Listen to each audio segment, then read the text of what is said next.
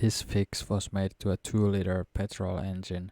If you have another engine, the process could be different. The tools you need for this fix are 10mm socket, a socket ratchet extension, a heavier type of ratchet, and a long flat screwdriver. So you start by removing the engine cover to gain a little bit more room to work with.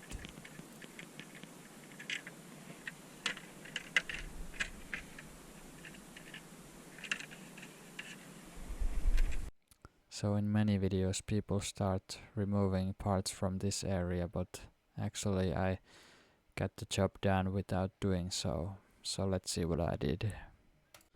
So I stuffed my hand from the other side, and after some navigating behind the engine I could feel the sensor and the wiring in my fingers. But keep in mind that you have to use all your hand length, unless you are a very long-handed person. So how to find the sensor? The easiest way is to look for a rubber plate which is rounded and not very thick. So if you can feel that in the back of your hand, for example, you're not very far, and then you just go forward with your hand, and you should be able to feel the sensor and the wiring, which has like sort of wavy plastic cover. So then you take the 3 pieces I mentioned earlier. First you put the socket on the place, then the extension, and finally the ratchet. And a good tip, I think, is to sort of feel the position the extension has, and preset the ratchet for the perfect position that you get the easy connection. Then you probably need to use some force to get the bolt moving, because it's probably a bit stuck after a long time, but eventually you should be able to get it loose. So once the bolt was loosened enough, I took everything out except the socket and carefully rolled the rest of the bolt out and took the bolt out. Then you should feel if the plastic is sort of moving. Unless it's moving, you better hit it with something, but not very hard. I used the ratchet cover to hit it gently to get it moving. So what I did was I moved it upwards and then used a screwdriver to pop it out, and I used that metal thing, whatever it is, there to get some leverage. So again, it was not very easy to pop. It took some time and some errors and trials, but eventually I got it out.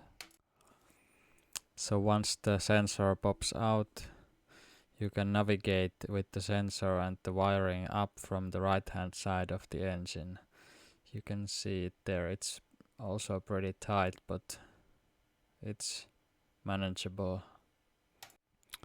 Now here's the trick. Because the camshaft and crankshaft sensor are the same exact part, I used the old camshaft sensor in the place of the crankshaft sensor, because in the new part the O-ring is pretty tight, so it's a lot harder to get it into place rather than the old part. And also, if the car has some chain problems, the original parts work better. So then I got the sensor in my hand, navigated from the left side again to the right position, and pushed it to the correct hole, then gently hammered it, the O-ring inside with the ratchet. But anything else that you can fit there works fine, but you have to be careful with the hammering, be really gentle, otherwise the plastic might break down.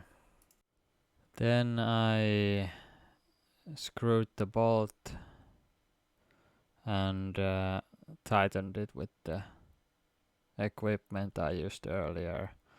Then all I had to do was connect the wiring and put the new sensor to the camshaft position. And finally erase any fault codes and put all the stuff you removed back into place. And if I remember correctly, that's all.